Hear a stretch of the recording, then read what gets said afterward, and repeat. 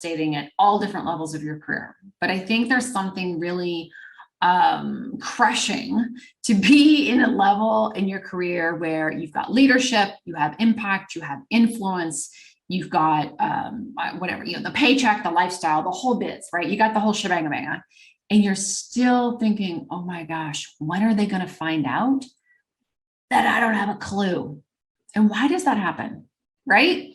And I don't know if I'm going to ask that if you have ever experienced imposter syndrome, just type a 1 in the comments, whether you're watching this live with us or you're watching it recorded. I think that's really important because as women, it is so common to have this imposter syndrome. Guys get it too, but to really say, I don't think they know that I don't really know what I'm doing. Like in my case, I moved up so quickly in my career, and a lot of ambitious, highly successful women, you've probably experienced the same thing. You moved up very quickly in your career. And I'll have women say, but Kate, I never got good at anything. I just kept going up and up and up. And then before you know it, like they're handing me some team of some, thing that I've never even done before, like whatever. They're handing me, the accounting group, and I've never done accounting. How am I supposed to lead them? And I'm like, you're going to be fine. Because that's not what they're hiring you to do. They're not hiring you to know what to put in the accounting, spreadsheet. They're hiring you to lead a team, and that, But imposter syndrome, where does that come from? How in the world can you have imposter syndrome when you've accomplished so much? Everyone's looking up to you. Everyone else thinks that your life is amazing. And right? Like I would say to some of my friends who are not in the executive, or at that executive level, I'd be like, oh my gosh, I'd be complaining about something, or I'd be like, I'm so scared, or how am I going to figure this out? They'd be like, Kate, you're Kate. You'll figure it out. You'll be fine. You always figure it out. And it's so hard as successful women to hear those words. Can we just have a moment and say, that's hard to hear? Because what's happening is everyone's anticipating, excuse me, everyone's anticipating that you always have to have all the answers, and you don't. And there's no shoulders to lean on because everyone below you is looking up to you to be the strong one and like, come on, you're amazing, just figure it out. You always do. And yeah, that you'll figure it out, but like, it's hard to keep figuring things out all alone, all the time, right? And the people who are at your level, sometimes you can have a conversation in a cappuccino that's like, sometimes I feel like I don't know what I'm doing. You ever feel that way? Yeah, I kind of do too. And it's like very surface level. It's not really like, wow, have you ever gone home and eaten 3 cheese pizzas because you're trying to plow through a presentation because you're scared to death that Monday morning you have no idea how to deliver what they've asked you to do, and they're finally going to find out that you're a fraud. Yeah, I've done that. I will tell you, I've done that. But those conversations aren't happening among your colleagues. I remember once going to one of my a senior woman that I don't know if I reported into her, but I worked with her a lot. And I expressed some concerns over like, hey, look, I love what I do, but some of the things that I'm being asked to do, like, I'm not sure I have the skills or the capacity or the capabilities here. And she was like, well, that's just what you do, that you just need to figure it out. Right. And she just like spun on her heel and walked away. It's like, not my problem. And I was like, oh, like that would have been, I mean, I get it, like she probably had her own imposter syndrome. And it's like, as women, we need to start saying, okay, well, what's going on for you? Like, stop and talk to the people who are coming to you and reach out to the women on your team and going, hey, look, thanks for volunteering for that project. Or I see you've got a lot on your plate. Tell me how you're experiencing this. And it's scary. Like, it's the same thing. Like, nobody ever talks about burnout in the workplace, right? Like, you're not going to go to HR and be like, hey, I'm kind of having this like burnout thing. And it's kind of hoping you had some resources for that, because it's seen as a sign of weakness. Same thing as imposter syndrome. It's seen as a sign of weakness. And as long as we continue to promote that, tough girls don't cry and tough girls don't have doubts and tough girls don't burn out. Well, yeah, they do, but they just quit and tell you that they want to be home with their babies, or they just quit and tell you that they're going to go live on a boat in the islands like I did, or they just quit and tell you that they're going to go, whatever, make cheese in the mountains. They don't tell you the real reason they're quitting. So you don't know that that's what's really happening, right? And so where does imposter syndrome come from? How do you cure it? So imposter syndrome is mostly seen in high achievers, people who are very driven, very attached to your career. Career is a big identity piece for us, right? I love what I do. I've always told you guys that. Like, I love what I do. I love my career. If my particular career I had now went away tomorrow, I'd do something different, but I'd still be working. Like, it's just in me. Like, this is what I love and I enjoy. So you tend to have a really strong love for work and a career. You tend to be someone who's moved up very quickly, been promoted very quickly, can take on a lot, very bright, high functioning. And that here, all those things I just painted for you sounds like someone who's just like uber successful, top of their game, really got it all under control. And then inside, you're feeling like any minute, they're going to find out I don't have a clue. Or any minute, I'm going to fail. Or any minute, I've gotten this far, but I can't go one step further. There's all these fears. Okay, so where does that come from? It comes from this identity piece. Okay, where like I used to think what made me valuable in this world, even though I guess logically maybe I didn't think it, but I was like, yeah, I'm really good at my work. And I'm really good. Like I was really good in college, graduated with honors. And I was like, yeah, like I'm great. Like I'm great in school. I'm great in this business arena. I'm great in figuring things out and solving problems. Like that is where I derived a ton of self-worth. I was like so proud of myself for becoming a VP by the age of 30. And I had, a house bigger than my parents had ever had. And I had a bank account, I'm sure, bigger than my parents ever had. And I had, I could go buy any car I wanted with cash and all these different things. And it just like, that's not important, but it kind of feels good. You know what I mean? It's kind of like, oh, this is kind of cool. And part of it is like, I never thought I never set out to achieve those things because the material wealth was not like the goal. The goal was just to do ever more increasingly important work. Like that's what I loved. And then the material things come with it. And then you're kind of like, well, that's kind of cool. And so you start creating this value situation inside yourself where I'm valuable for my ability to work like this. I'm valuable for being someone in the company that's seen as the go-to, the problem solver. I'm valuable because, I've been able to achieve a level of success that, arguably a lot of people would like to have and don't figure out that formula. I'm valuable because, I'm really able to find answers quickly and I can see things from a visionary standpoint, or I understand things at a really deep level. And this is cultural, like our culture has created this, but it's this identity piece where you are your company and your company is you, or you are your career and your career is you.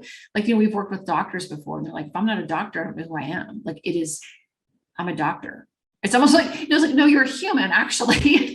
Excuse me, let me argue that. You're a human. No, I'm a doctor. And it's like, wow, because it's so like, in order to become a doctor and go through what you have to do to become a doctor, like you almost do have to lose your identity and all that training and just do what they say. Like, do you know what I'm saying? It's like, you are a doctor. And so this is where this imposter syndrome comes from. Is so if your identity is your career and you love it, it's something it drives great pleasure from, right? Then what happens is, well, what would happen if someone fired you? I don't know who I'd be, right? Like, think about that. Think about the identity crisis you would have if you were fired. I mean, and some of us have been and you've been laid off or whatever, but you know what I'm saying? Like, if you really found out, like, you could not be who you are, you could not have this job that you have. And I don't mean like the job, but like the career that you have. And you would have to go somewhere else and start all over doing something totally different. It is a complete identity crisis. Because you don't know how to be that person over there. You know how to achieve, you know how to get good grades, you know how to solve problems at a very high level, you know how to be super, intelligent, intellectual, you know how to navigate whatever, the surgery room, the executive floor, whatever it is, the courtroom, whatever you do. Can you imagine what an identity crisis this is? So this is why, again, your understanding of human behavior, your biology and your psychology makes a huge difference to you to have that self-knowledge of yourself so that you can overcome and break free from this identity piece.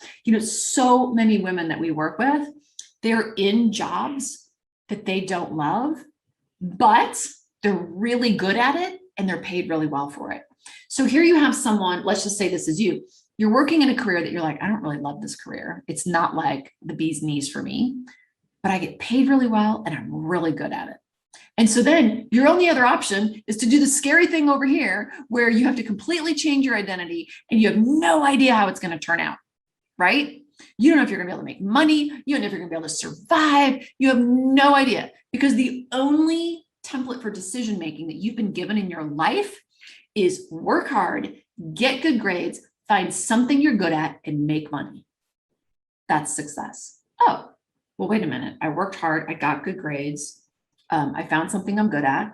I don't like it, but I'm good at it and I'm making money. So I'm successful, right? But I'm not happy. So then in order for me to not do this, I have to be unsuccessful. Who would do that? Do you know what I'm saying? Like if success means you have to do those things I just mentioned, there's no way you'd go be unsuccessful then and try something else. Does that make sense? And so this all has to do with your attachment, your emotional attachment, your identity of your career. Your career is who you are your career. Now, logically, you know that's not true, right? Like if I just walked up to you in the street and I was like, hey, so like, do you like define yourself by your career? No, okay, of course not. Like career is just like, it's important. It's not that important, but you do. Like I'm talking about subconsciously, like what's going on psychologically. I was my career was me. Those two were intertwined. And because of this imposter syndrome and because of this identity piece, that is why we are willing to tell our kids, oh yeah, go play, honey. Mommy's not done with her, work. Yeah, sorry, honey, I can't go on date night. Not this month. This month I got a big project. Yeah, this is why we blow up our marriages and blow up our relationships with kiddos and we blow up our health. Why? Because your identity is tied to your career. And if you take that identity away, you're nothing. You're nothing. Subconsciously, this is what your subconscious thinks. Does that make sense? If you blow up your marriage, that's horrible. That's awful. That's icky. That's just awful to even think about out loud. But you'd still have your identity because your marriage isn't your identity. Do you see what I'm saying? It is so tied into that whole piece of identity, which is basically your esteem. And I don't want to get into a big conversation about esteem because people are like, I have self-esteem. I know you do. Like I do too. We all have confidence and blah, blah, blah. I'm not talking about that. I'm talking more about that biological sense of esteem, which is very different than what we talk about culturally. So let's just keep calling it identity for practical purposes.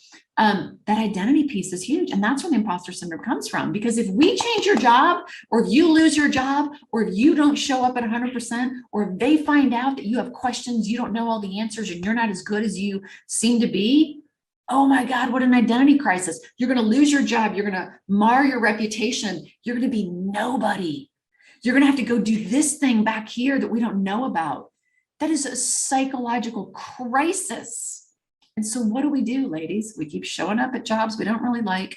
We keep showing up running scared, in fear, afraid that we're going to lose the jobs we do like. And we just keep churning out money going, maybe someday all this money is going to give us happiness, which it's not, right? Because by that time you're going to be dead, or you're going to be have no health or no people around you. I mean, my biggest fear, I have to say, was like, I'm going to go to my grave. I was so scared. I was like, I'm going to go to my grave and no one's going to show up for my funeral. Seriously.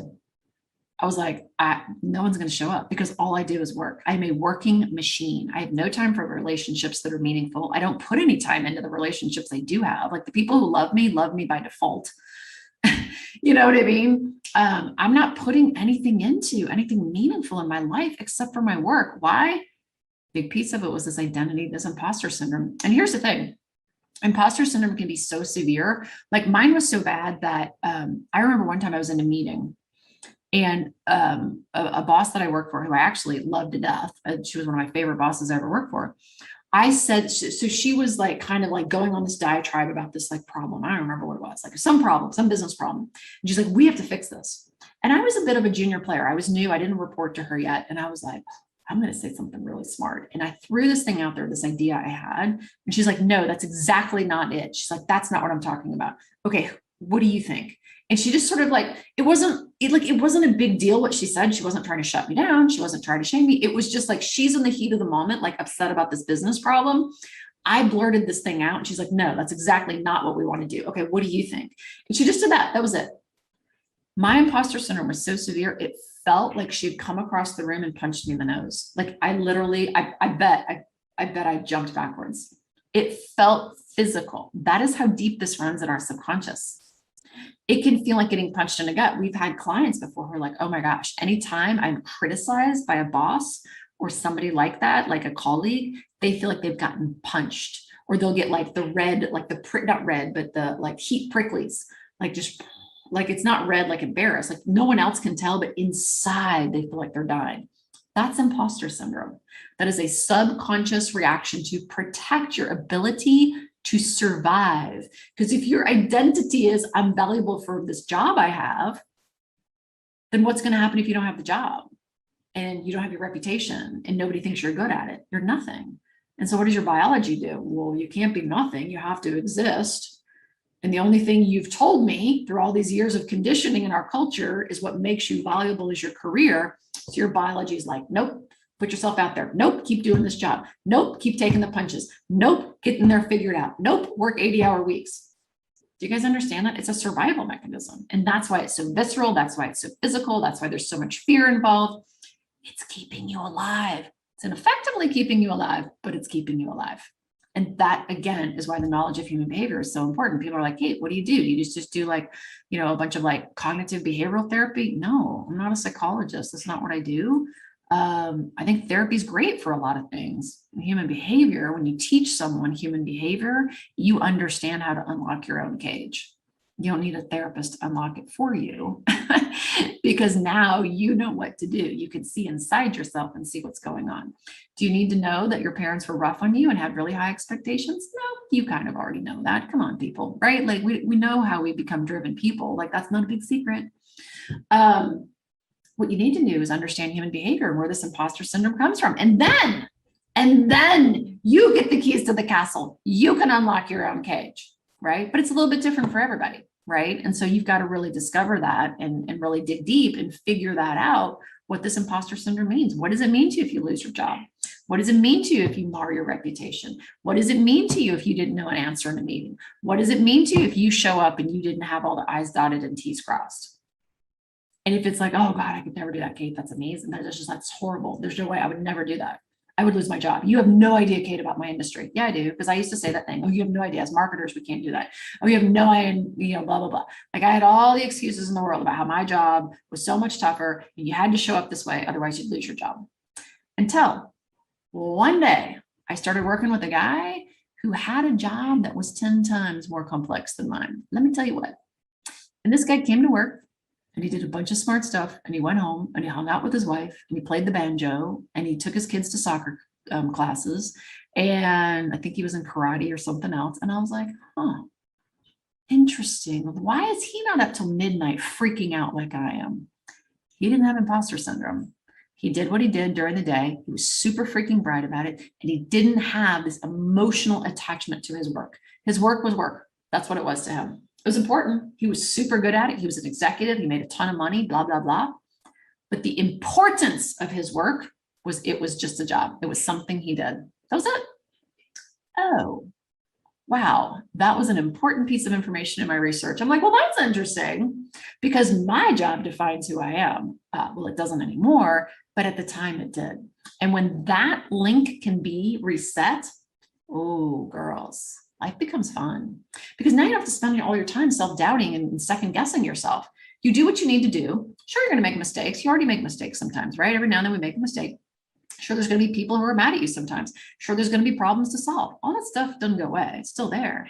But how you experience it is different.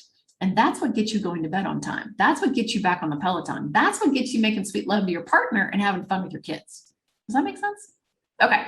Well, I'm going to end this broadcast here because I just threw a lot at you and I want you to have some time to digest it. So again, if you need more of the same, then, and you want to know more about this, please go watch some of the free recorded trainings I have out there, or join one of the master classes. They're no charge. They're, I don't know, 35, 40 minutes. I try not to talk too much. And it's worth it. Get some notes out, start taking notes and learn to work differently. Ladies, you do not have to struggle and suffer in your success. Stop. There's a new way. There's a better way. We've got hundreds of executive clients, doctors, lawyers that we've worked with who are now demonstrating that. You can too. So if you get to a point where you are ready to make that shift, I want you to book a call with one of our coaches.